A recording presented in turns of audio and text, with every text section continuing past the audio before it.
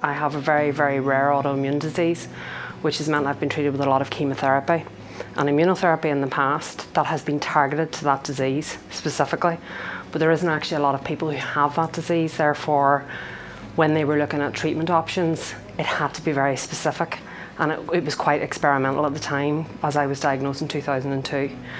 And then in 2018 I got stage 4 non-Hodgkin's lymphoma.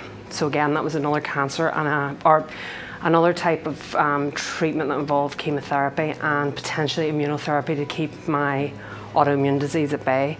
So I'm really interested to see how the scientists deal with things that are slightly more complicated, that aren't going to fit a normal person off the shelf, so to speak. I can't just go in and say, right, this is what I have, just give me the options. It's like, this is what I have, this is what's wrong with my DNA, so to speak, or this is what's wrong with my cells.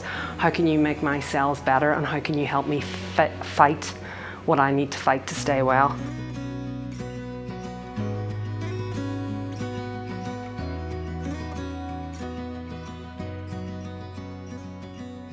I loved seeing every part of the picture, from the breakdown of the DNA to how they decided, what samples to take, what's within the samples, and how that informs them to make the decisions around the treatment. Because as a patient of cancer, I just got told the treatment, but I didn't get the science behind that. Each person on the team today had a very specific specialism, and all of it put together forms a beautiful picture of recovery potentially and cure. And that's what we're working towards with cancer, I think, and the research.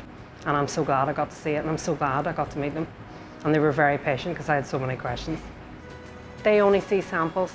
They only see live samples. They see a piece of a jigsaw, and today they got to see the picture.